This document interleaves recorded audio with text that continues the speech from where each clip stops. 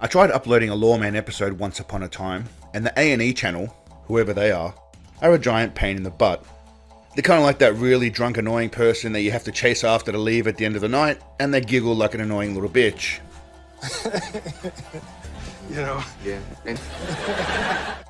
It's going to take some editing finesse, but I think I can do it. Yeah, buddy. Lightweight.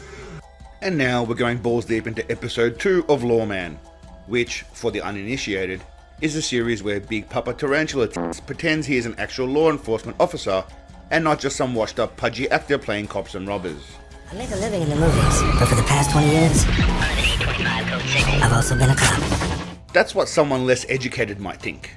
Luckily, as Seagalians, we realise that Sheriff Sloppy Chin is a legit police officer and not to be f***ed with. And the introduction tells us that Seagal is going to be teaching people deadly moves of Aikido and doing actual police work and not hassling people about misdemeanors. We're looking for murderers, you know what I'm saying? Can you shut up? And for the record, nobody ever uttered these words. Ever in their entire life. I love you, Big Daddy, but no. So you can look at me as a movie star, or you can think Steven Seagal can save my life. Big Papa Wombat reminding the ladies what's happening when the cameras go off tonight. Everybody going for a ride. Now I'll translate the following dialogue for everybody. Basically, Big Daddy wants in on the action, whether it be assaulting stuntmen, but especially the narcotics and the women. It's Friday night, and usually there's still a lot of activity until 2 or 3 in the morning. In this next hour or so that we're out, we just want to try to really make our presence known. I want you to take me someplace where I can find some drugs or some women. And if there's any guys out there committing aggravated assaults or burglaries or drug slinging, we want to know about it. We want to get up. Out of that circle! I'll just bring Paul over here. That's a knockout point. Thank you, Paul. Sensei pretends that he can see anything through those orange tint sunglasses at night, but then again, he is Superman. That guy's got a gun, he just put it in his pocket. We're going to jump out now. I think jump is a strong word. I mean, maybe slowly limber out might be more appropriate. Seagal randomly reminding everyone in the car, and everyone watching this, not to mess around with him. Just in case you were stupid enough to do so. Last night was a good reminder of how anybody can die anytime, any place, and how you always got to be on your toes. It's on right now. Yeah. One of us is going to live, and one of us is going to die. And we get some more. I've studied martial arts all my life, blah, blah, blah, blah, blah, blah, blah. I've studied the martial arts most of my life, so I have a lot of confidence in myself. Well, I mean, it's all mixed martial arts. I've been doing mixed martial arts all my life. So it's all this stuff. That's what it is. It's just that I don't like to really talk too much about myself, but...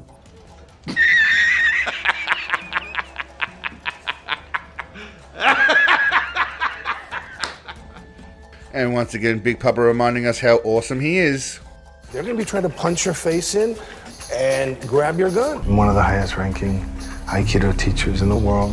What they call? These two sentences don't have any correlation and shouldn't be together, but let's see where this is going. Alright, now it does a bunch of stuff that would probably be unrealistic for a policeman in any situation, but all that really matters is... I'm one of the highest ranking Aikido teachers in the world. What they call? But this kind of stuff might be useful for police officers in subduing the perpetrator or suspect. We can flip him like that, but from here... Not this flippy-floppy nonsense, but the hands behind the back, arm manipulation stuff might be worth a go. You gotta be able to turn him over so that he can't go for a weapon. Well, thank you, Paul. Thank you, Paul. Thank you, Paul. I'm willing to bet my nutsack that none of these donut eaters use anything they saw here today other than how to assault and throw around a 100-pound Asian bloke. Why don't you lead the way and just take me to your favorite places. It's at this point that I'm pretty sure Sensei Rumpelstiltskin was hoping that they were going to take him to McDonald's, plus the local strip club on the way home for some rails off the strippers' jugs. You are bad. Thanks, Big Daddy. I learned it from the best. Now I'm just going to take a moment to thank the legendary group of Seagalians who make up this community. YouTube has basically poo-pooed my channel for reasons that I cannot get into, but the support in all shapes and sizes is greatly appreciated. Think about liking and subscribing if you wish to join the band of legends practicing Seagalism. If you're willing and able, consider joining the next level Seagalians showing their support through Patreon. It helps tremendously. Or just say some stuff in the comments. It all helps. Thanks, legends. Some officers arrived here tonight and apparently 15 to 20 people were fighting in the parking lot. Well, luckily for them, Big Daddy Dragonfly wasn't there to kick the shit out of every single one of them. Y'all dodged the hand of death, bitches. Praise Seagal. So basically, one guy says people in that pickup were involved, so the cops stop and handcuff everyone. Now I understand they have to detain someone involved in an investigation or suspected of a crime, but the cuffs and the attitude probably aren't necessary. Hush up, hush up. The whole situation. Shut up. Open your mouth. Go ahead, man. Well, it's gonna hurt you even more if you don't listen. Maybe just sit them down on the curb after you've searched them and that'll do it. You all have guns, and you've been trained by Steven Seagal, which is deadlier than the guns. So what are you scared of? Naturally, Seagal stands up for his fellow African-American brothers. But everybody says the white boys in that silver truck started it. While the white cop represents his fellow whiteys and stands up for them. And I believe that, but when we got over and told him to stop, that's when the black guy started running towards him to go fight them while we standing right there.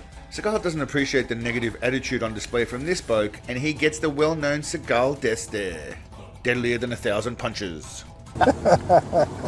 You are bad. Right, now this fellow was basically charged with kicking in the cop car windows after being cuffed and put in there for no reason, other than the fact that Seagal has a TV show with cameras and they need shit to happen. That's my take on this piece of shit show anyway.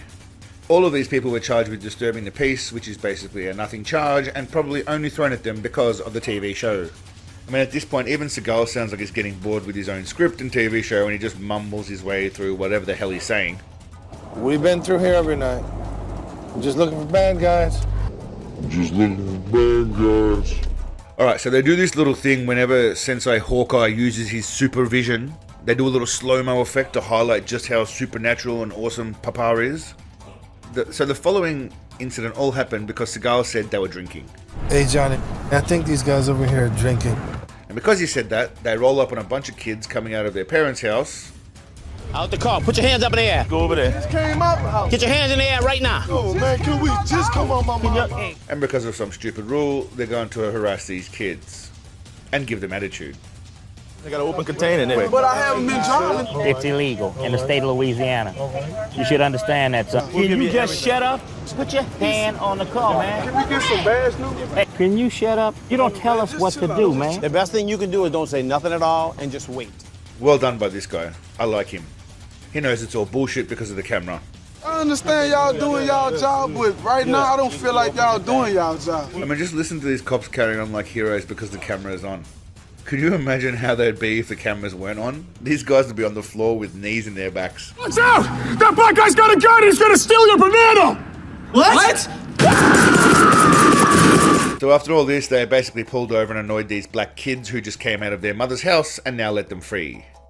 And Seagal lies straight to the camera and says he isn't there to lecture people and make himself look like a hero. We're not here to beat up on people. We're not here to lecture people on their morals or their ethics. But we are here to enforce the law. We are here to try to make the streets safe. Yeah, let's run with that. He's just there to serve and protect. For me, the best part of the show is the end. And not because it's finishing, but because it's usually an after-hours Big Daddy focused segment where he's usually showing how awesome he is at something.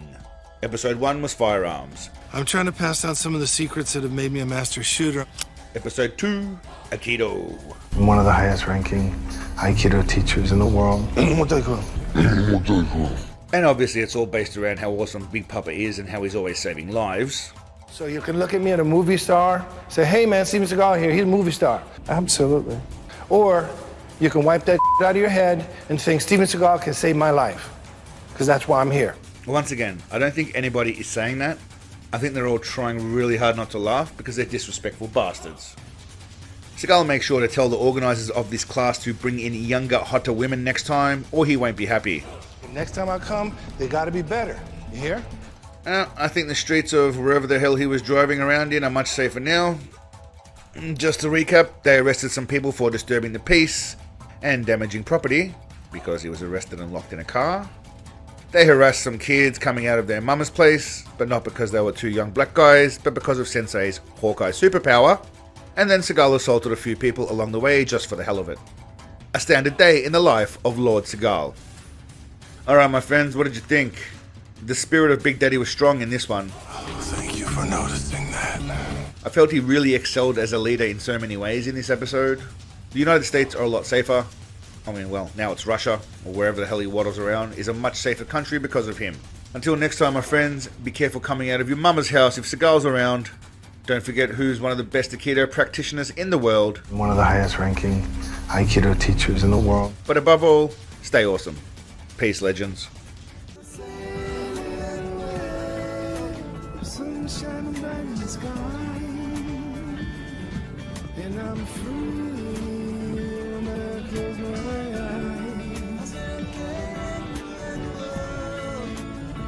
Yeah, my Marshall in my saddle.